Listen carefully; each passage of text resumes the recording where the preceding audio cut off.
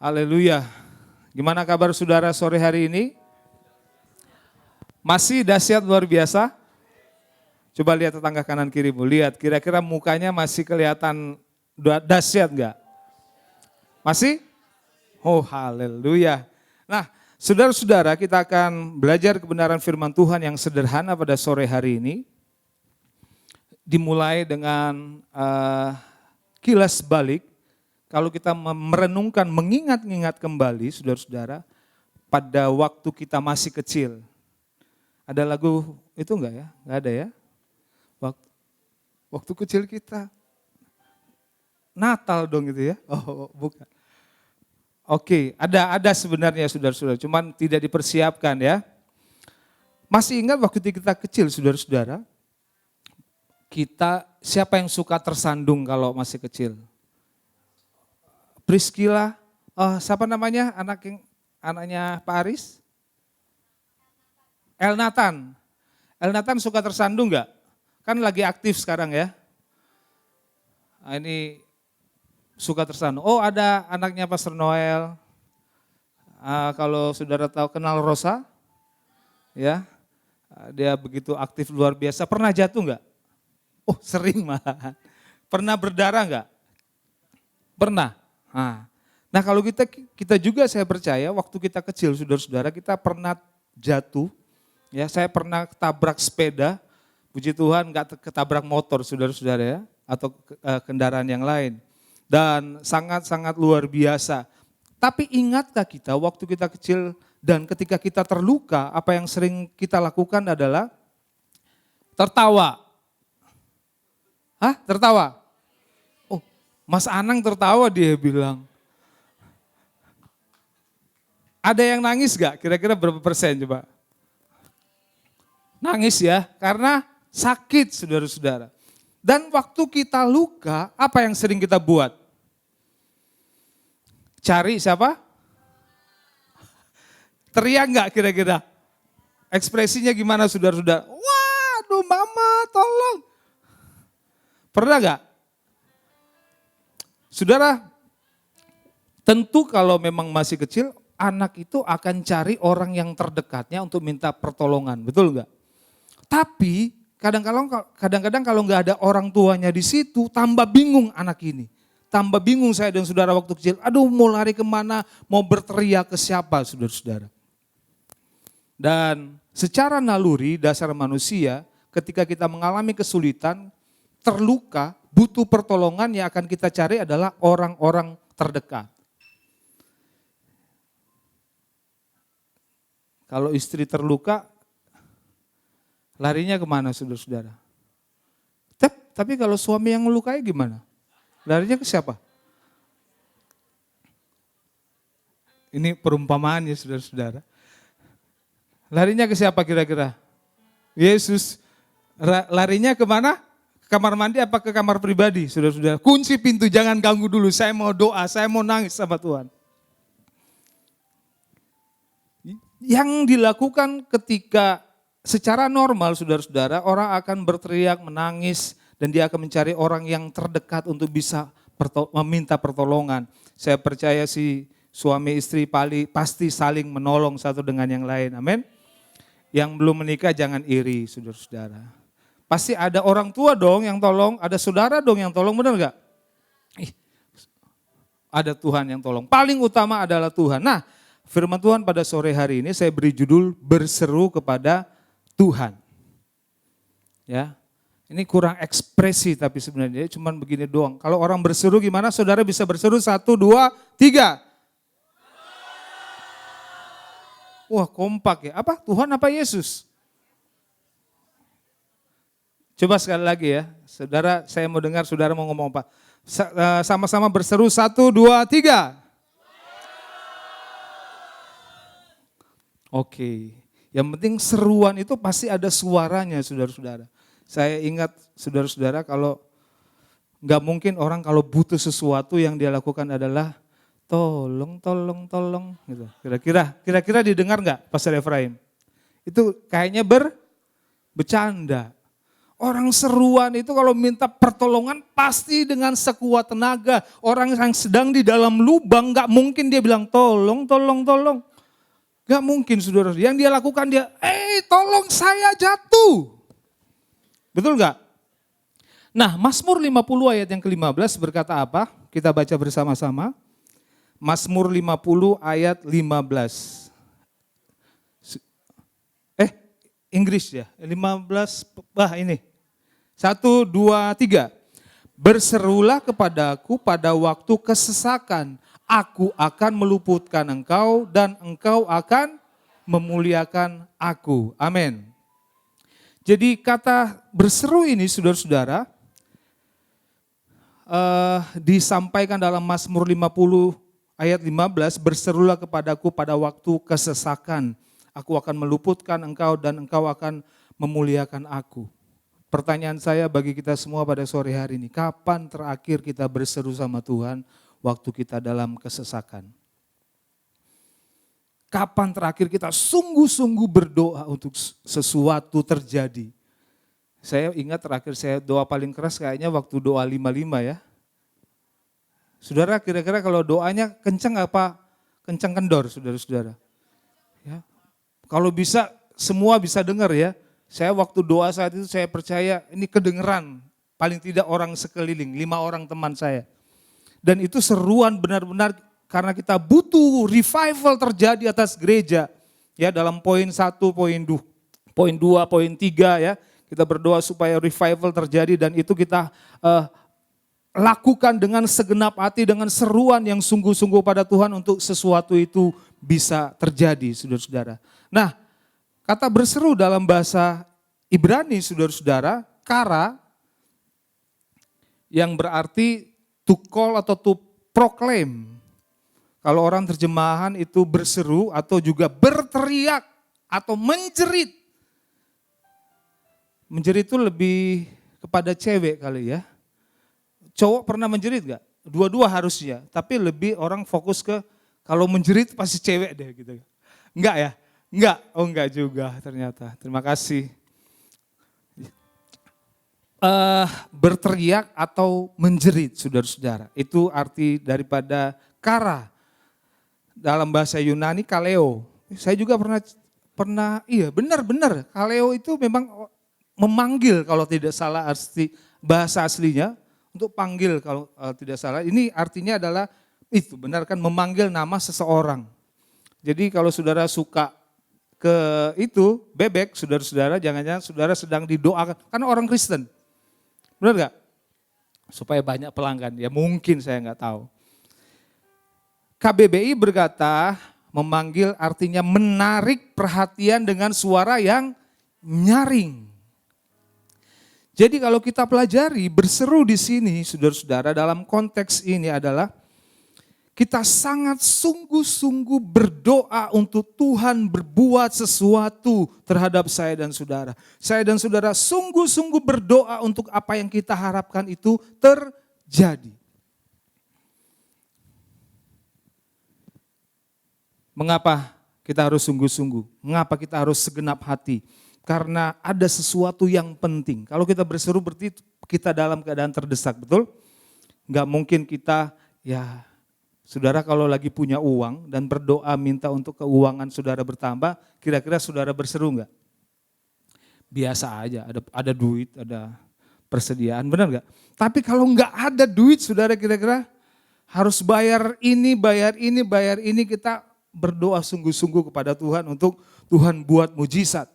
Tapi banyak orang juga menyangkali memang kalau berdoa harus berseru. Kan Tuhan tahu isi hati, benar enggak? Setuju gak? Tuhan tahu isi hati? Perlu gak kita berseru? Ya, dalam keadaan tertentu, dalam situasi-situasi tertentu, Tuhan menginginkan saya dan saudara untuk berseru kepada Dia. Tapi dalam kondisi yang lain juga ada orang yang cuman, pernah gak saudara alami?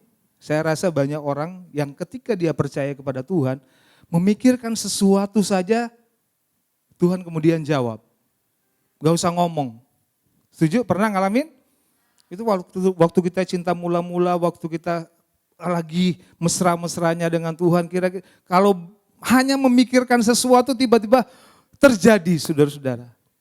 Dan itu menyenangkan kita. Tapi ada situasi di mana saya dan saudara harus dituntut Tuhan berseru kepada Tuhan. Nah, ada beberapa hal yang akan kita pelajari di sini, saudara-saudara. Mengapa kita harus berseru kepada Tuhan? Mengapa saya dan saudara perlu berseru kepada Tuhan?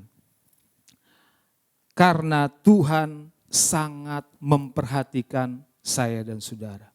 Orang percaya sangat diperhatikan oleh Tuhan. Kenapa? Waktu kita percaya kepada Tuhan, kita yang dahulunya harus menerima hukuman karena dosa, tapi kemudian oleh karena pengorbanan Kristus, saya dan saudara kemudian dijanjikan keselamatan yang kekal yang akan Tuhan berikan ketika kita mengaku Dia Yesus adalah Tuhan. Dan tidak berhenti di situ saja, saudara-saudara. Penyertaan Tuhan melalui kuasa Roh Kudus dalam hidup saya dan saudara bekerja supaya memastikan keselamatan kita itu tetap ada.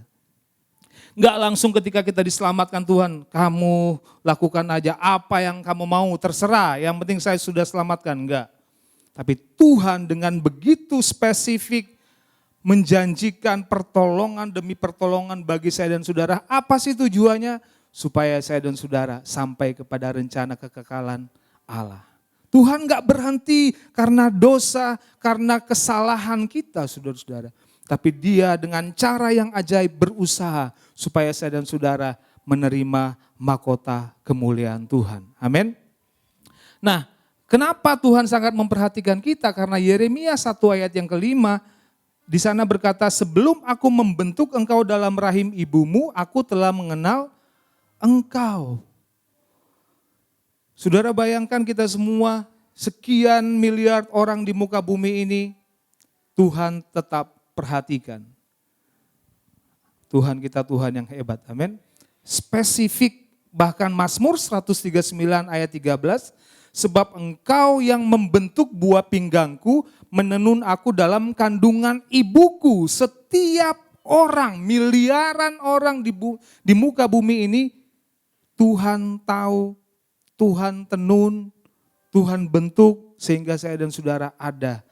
Semua orang ada sampai hari ini, saudara-saudara. Artinya betapa Tuhan memperdulikan saya dan saudara. Kita nggak usah bicara tentang kematian Yesus, saudara-saudara. Karya dari sejak kita masih di dalam kandungan itu sudah dibuat Allah sedemikian rupa. Bilang kepada tanggamu, saudaraku, betapa engkau diperhatikan oleh Tuhan. Nah, saudara-saudara, saya mencoba membaca artikel juga, saudara-saudara, apa yang terjadi pada waktu seorang bayi itu lahir, ada seorang profesor Janet Crenshaw ya menjelaskan bahwa ketika seorang bayi lahir dan dipeluk oleh ibunya,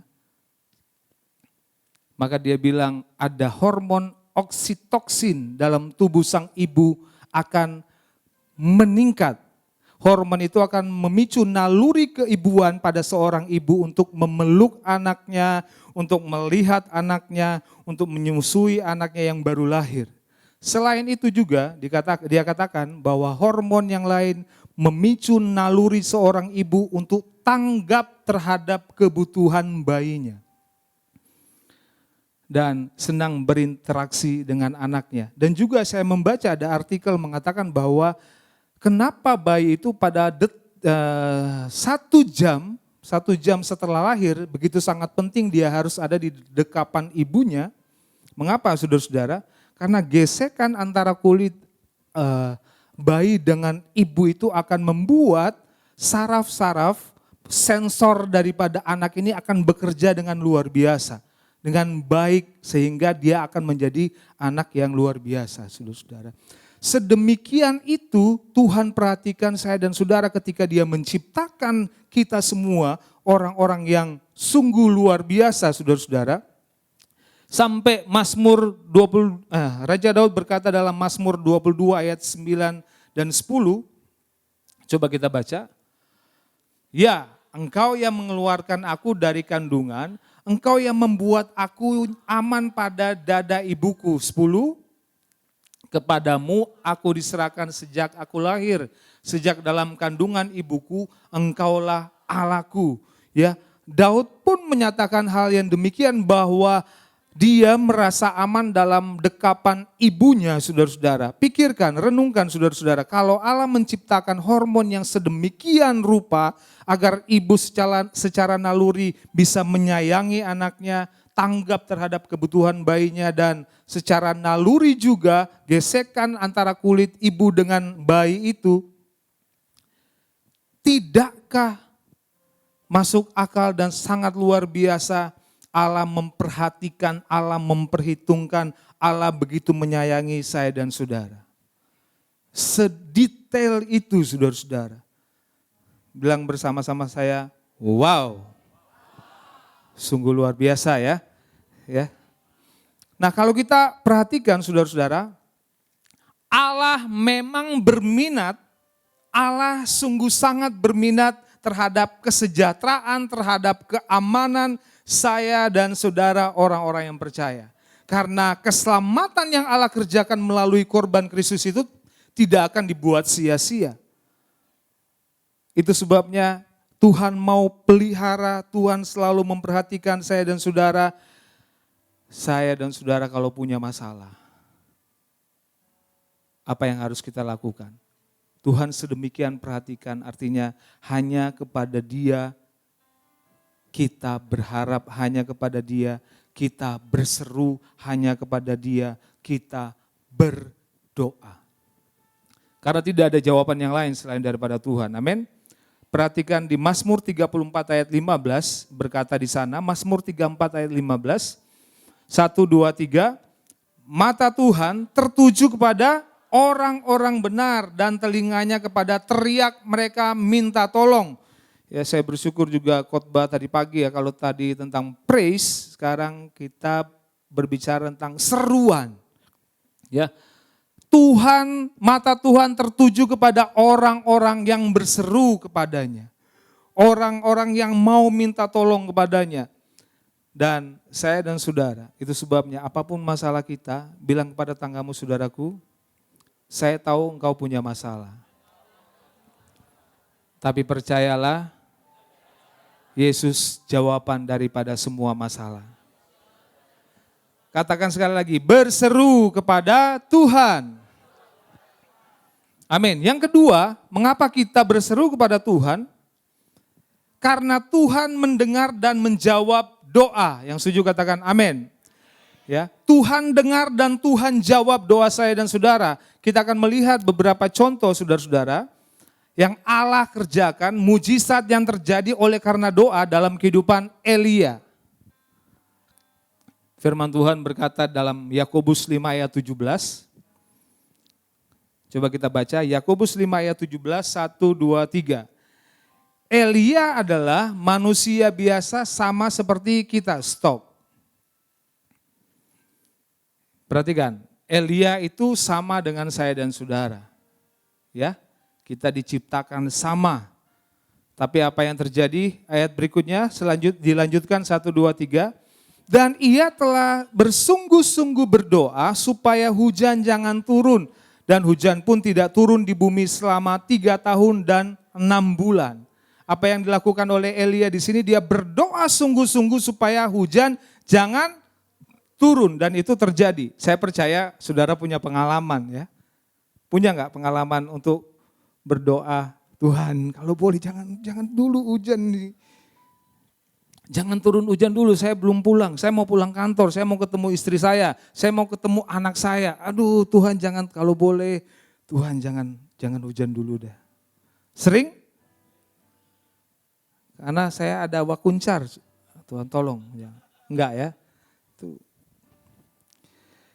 Kemudian bukan hanya berdoa supaya Tuhan tidak turunkan hujan, di ayat selanjutnya ayat 18 berkata apa di sana? 1, 2, 3, lalu ia berdoa pula dan langit menurunkan hujan dan bumi pun mengeluarkan buahnya. Referensinya saudara bisa baca di dalam 1 Raja-Raja 18, cerita selengkapnya ya. Dia berdoa supaya hujan turun. Dan itu pun terjadi. Pernah ngalamin? Orang-orang yang biasanya naik motor, jangan-jangan saudara-saudara. Yang lagi terdesak, atau orang yang lagi buru-buru kerja. Kayak Pastor Noel nih, dia sekali kayaknya itu. Enggak, semua kita lah ya. Kita, dalam keadaan terdesak kita berdoa, Tuhan kalau boleh hujan turun. Dan kemudian kita lihat lagi, ini hebatnya Elia ketika dia berdoa di, saudara nanti catat saja 1 Raja-Raja 18 ayat 36 sampai 38, dia berdoa supaya api turun dari langit. Nah ini saya dan saudara belum punya pengalaman. Pastor Noel kira-kira punya pengalaman? Api turun dari langit? Nggak ada ya. Ini beda, kalau hujan kan kita bisa dengan iman kayaknya Tuhan bisa bergerak. Tapi kalau api tuh, itu bukan turun, itu menyebar kayaknya ya. Dia berdoa sungguh-sungguh dan turun api dari langit. Tapi ingat ya, kita baca Elia, manusia. Lagunya apa? Bilang, aku juga. Oh manis. Oke, udah sampai situ. Ya. Tapi manusia biasa bisa menurunkan api dari langit, saudara-saudara. Itu hebatnya Tuhan kita. Satu lagi saya kasih contoh tentang Elia. Dia berdoa tentang anak yang mati. Betul? Saudara bisa baca di 1 Raja-Raja juga di situ. Tentang Elia ada di Sarfat bertemu dengan seorang janda. Dan anaknya sakit keras lalu mati, dan apa yang Elia lakukan? Dia berdoa, dia baringkan tubuhnya, dia berdoa dan anak itu bangkit. Saudara-saudara, apa yang kita pelajari di sini? Kenapa semua doa Elia tentang hal itu dijawab oleh Tuhan?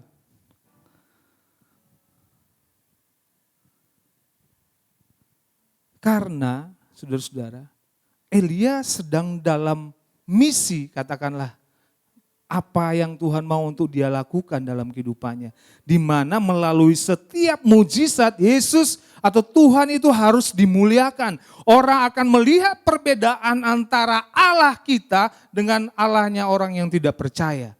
Itu sebabnya jawaban itu terjadi. Tapi kan kita suka berdoa, kita suka komplain sama Tuhan. Tuhan, kok doa saya enggak pernah dijawab, atau doa saya belum dijawab-jawab sudah sekian lama. Saudara-saudara, kita sering berkata demikian dalam kehidupan kita. Perhatikan, apakah doa kita itu akan membawa kemuliaan bagi Tuhan? Kalau cuman mau-maunya kita, sayangnya Tuhan adalah ekspresi Dia untuk tidak memberikan kepada saudara dan saya jawaban apa yang kita inginkan. Setuju enggak? Ekspresi kasih sayang Tuhan enggak mau Tuhan sayang, Tuhan enggak mau kasih. Jangan, ini bahaya loh gitu kan. Tapi kan kita dengan mau-maunya kita, aduh Tuhan tolong jawab doa saya. Tapi itu, setiap doa di mana Tuhan akan dimuliakan, kalau kita berdoa, bukankah Tuhan akan jawab? Kan sering orang bilang, contoh saudara-saudara, kalau kita butuh pasangan hidup, kita berdoa, betul? Saudara enggak berdoa waktu minta pasangan hidup? Saudara berdoa waktu minta pasangan hidup, amin? Pastor Begi, doa enggak? Doa. Tuhan kirimkan saya pasangan hidup. Kalau boleh yang begini, 1, 2, 3, 4. Sampai panjang saudara-saudara. Dan mungkin Tuhan jadi bingung, ini maunya apa sih? Cowok berdoa supaya ceweknya yang begini, yang begini, yang begini, yang begini. Cowok berdoa yang begini, yang begini, yang begini, yang begini. Ketemu enggak kira-kira? Saya bilang enggak akan ketemu. Karena Tuhan akan bingung mungkin ya, contoh.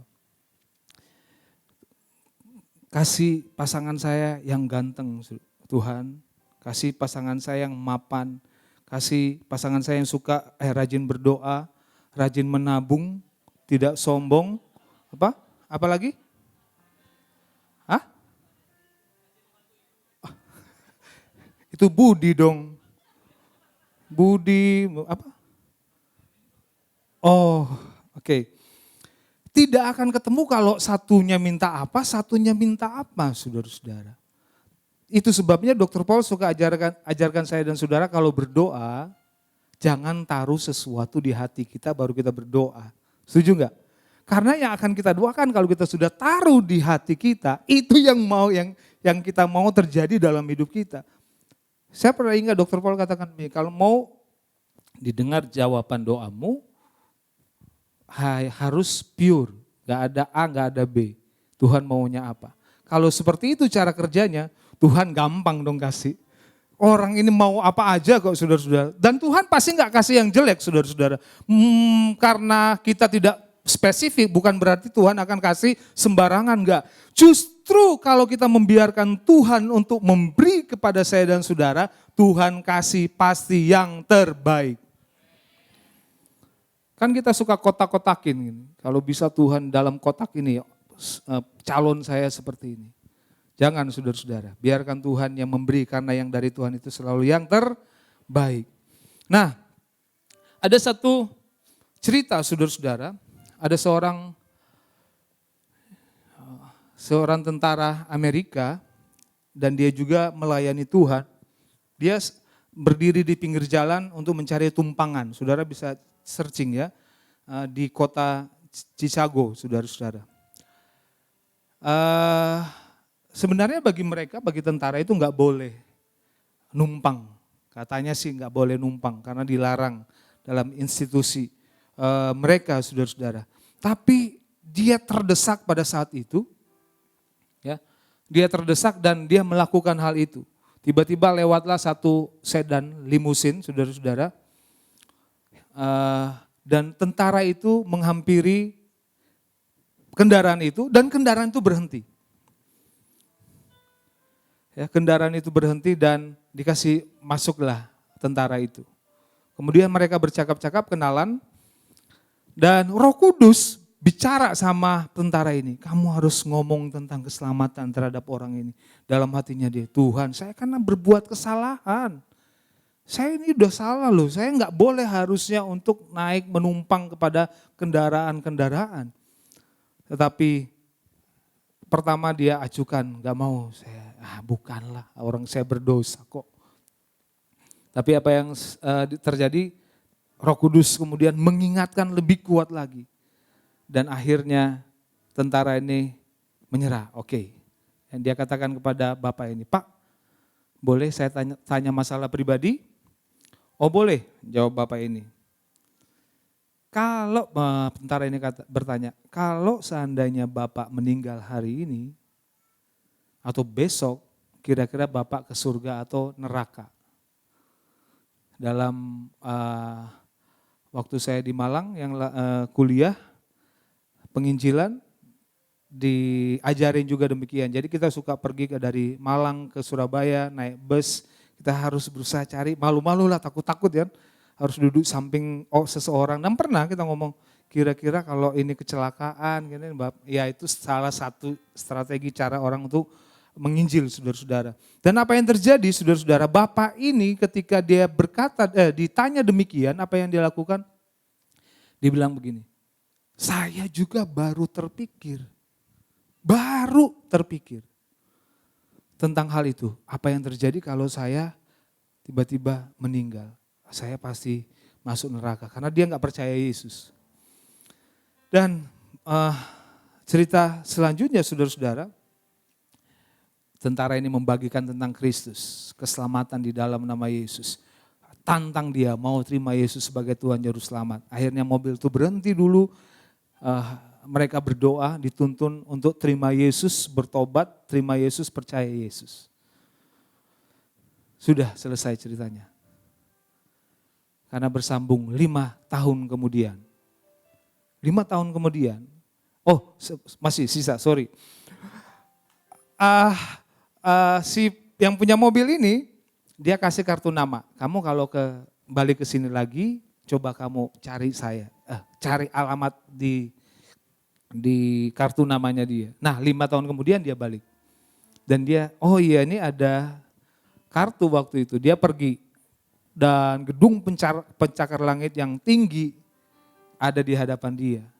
Dia bertanya kepada satpam di situ, Pak saya mau ketemu dengan orang ini. Satpamnya kaget. Bapak dapat dari mana kartu nama? Saya diberi sama pemilik kartu ini. Waduh, kalau begitu Bapak naik ke lantai paling tinggi, paling atas. Bapak nanti masuk ke, ada ruangan di sana, ada sekretarisnya di sana. Sudah, sampai di atas saudara-saudara, apa yang terjadi? Dia ke sekretarisnya. Sekretaris juga terheran-heran kenapa ada kartu di situ di tangannya dia. Saya mau bertemu dengan Bapak ini. Terus dia berkata, Bapak ini sudah enggak ada. Di dalam ada istrinya, direktur. Ya, di dalam ada istrinya. Dan apa yang terjadi? Ketemu dengan istri dari yang meninggal, saudara-saudara. Dia kasih kartu, dia cerita semua apa yang terjadi pada 5 tahun yang lalu. Dan ibu atau istrinya di situ menangis. Karena dia setiap hari berdoa buat suaminya. Dan akhirnya ketika ketemu dengan tentara, hari itu dia meninggal. Dan kemudian 5 tahun itu yang saya bilang tadi, bertemu dengan istrinya, dia bilang, saya berdoa terus buat suami saya, tapi Tuhan gak jawab doa saya. Saya keluar dari gereja, saya gak mau pelayanan. Tapi sang tentara cerita semua kenyataan. Bahwa sebelum dia meninggal, dia sudah percaya Yesus. Saudara-saudara, kadang-kadang kita berdoa sesuai dengan takaran kita, sesuai dengan cara yang kita mau untuk Tuhan bekerja, betul? Kalau bisa begini Tuhan, kalau bisa begini Tuhan, kalau bisa saya jangan ketemu si ini Tuhan, saya mau ketemu si ini Tuhan. Ya terserah, sampai hari ini pun saudara gak pernah dapat pasangannya. Nah saudara-saudara, bukankah kita ketika kita berseru berdoa sungguh-sungguh, kita harus membiarkan campur tangan Tuhan yang bekerja dalam kehidupan saya dan saudara. Jadi, saudara-saudara, Tuhan mendengar menjawab doa kita. Kadang-kadang kita tidak tahu kapan jawaban itu, betul? Kadang-kadang jawaban itu sudah terjadi dan kita tidak menyadari hal itu. Tetapi kita harus tetap dekat dengan Tuhan. Yang terakhir,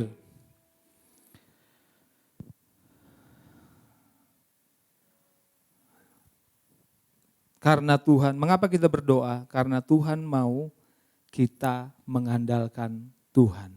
Saudara tahu enggak? Yeremia 17 ayat 7, mari kita baca bersama-sama. Yeremia 17 ayat 7, 1, 2, 3.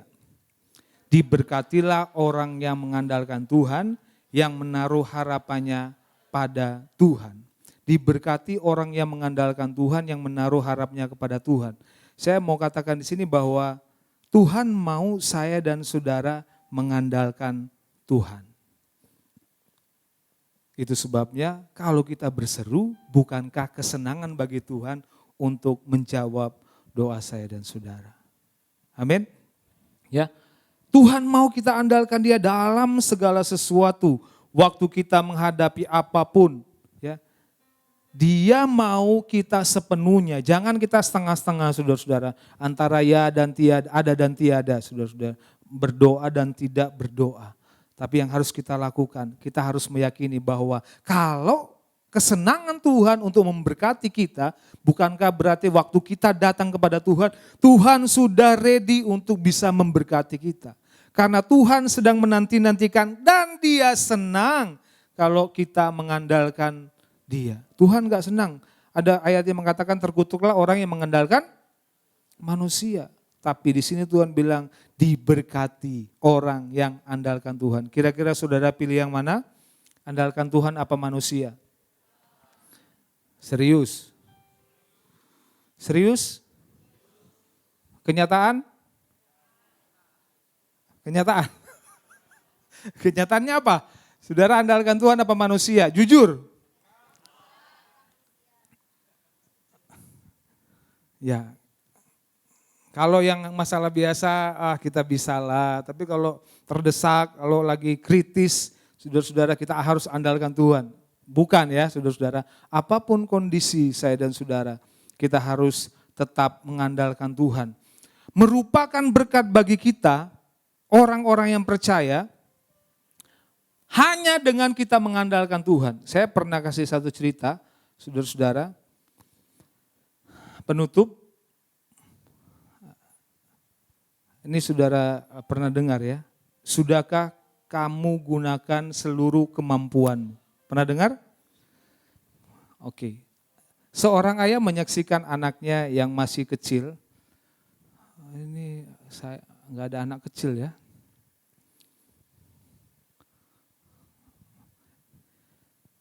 Ya, seorang ayah menyaksikan anaknya yang masih kecil mencoba untuk menggeser satu benda, saudara-saudara. Kira-kira apa yang bisa digeser sini ya? Hah? Ulang, seorang ayah menyaksikan anaknya masih kecil mau menggeser satu batu yang sangat berat buat dia sebenarnya. Kalau kita lihat ya, karena dia masih kecil, dia berusaha untuk membuat batu itu bergerak atau mendorong batu itu, dan akhirnya dia nggak mampu. Dia putus asa, sudahlah. Tapi ayahnya berkata kepada dia, "Nak, apakah kamu sudah menggunakan seluruh kemampuanmu?" Sudah. Saya sudah pakai kekuatan saya tapi batu ini tidak mau bergeser. Yakin kamu sudah pakai kekuatanmu, seluruh kekuatanmu? Iya, apalagi ini saya sudah nggak bisa dorong. Terus bapaknya berkata apa? Kamu belum gunakan seluruh kekuatanmu. Karena kamu belum meminta bantuanku.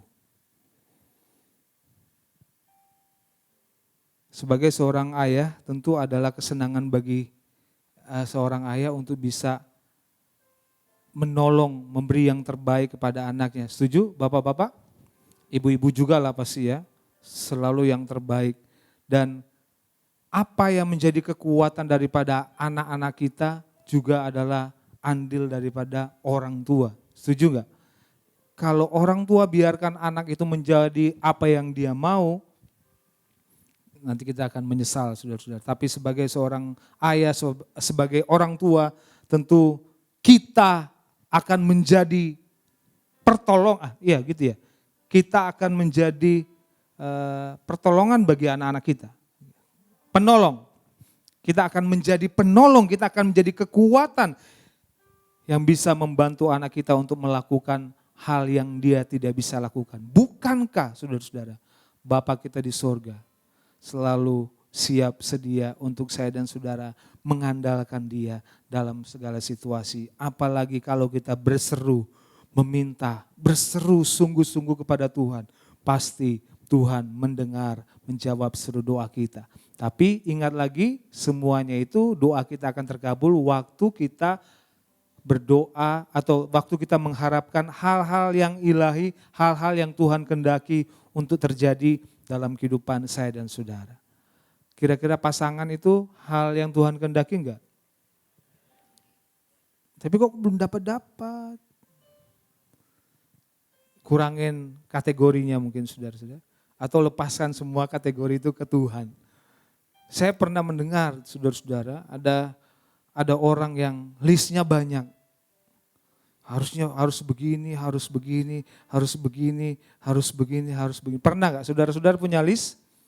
Pas saya pergi dulu cari Ibu Leni pakai list gak? Dapat karena list atau? Pakai list juga? Doa dan list ya, banyak gak kira-kira listnya? Oh sedikit ya, paling penting apa? Wah. Paling penting, pas Efraim dengar, paling penting apa? Takut akan Tuhan. Yang kedua, tidak sombong, suka menabung. Ya, mari saudara-saudara kita berseru, kita andalkan Tuhan. Tuhan pasti akan tolong kita semua waktu kita berseru kepada Tuhan. Amin. Mari kita berdoa. Bapa, terima kasih buat sore hari ini, buat firman-Mu yang sudah hamba-Mu sampaikan dan semua kami sudah mendengarkan. Kami mengucap syukur, kami diingatkan kembali bahwa kami punya Tuhan yang hebat, kami punya Tuhan yang dahsyat, kami punya Tuhan yang sungguh sangat-sangat mau kami untuk mengandalkan Dia. Terima kasih Bapak, kami berdoa pada saat ini Tuhan memberkati setiap kami yang sudah dengar firman-Mu, dan firman-Mu menjadi kekuatan jawaban dari apa yang kami harapkan, kami doakan. Terima kasih Tuhan memberkati semua umat Tuhan yang hadir pada saat ini. Hamba-Mu berdoa biar Tuhan yang memberkati kehidupan mereka, jasmani terlebih rohani. Kemanapun mereka pergi, mereka berada, mereka ada dalam penyertaan Tuhan. Segala sesuatu yang mereka kerjakan, lakukan, usahakan, Tuhan membuatnya berhasil. Dan kami percaya setiap tangan-tangan mereka diurapi, diberkati. Segala sesuatu yang dikerjakan tangan mereka, Tuhan membuatnya berhasil dan berkelimpahan. Terima kasih Bapa di surga. Saudara-saudaraku, pulanglah dengan membawa berkat daripada Allah Bapa di surga, cinta kasih daripada Tuhan kita Yesus Kristus, persekutuan yang manis dengan Roh Kudus menyertai saudara dan saya mulai hari ini sampai Maranatha. Tuhan Yesus datang kali yang kedua dan kita akan bertemu di awan-awan yang permai. Hanya di dalam nama Yesus kami berdoa dan bersyukur. Kita semua yang percaya dan diberkati Tuhan sama-sama katakan amin. Berikan kemuliaan bagi Tuhan kita. Haleluya. Tuhan Yesus memberkati.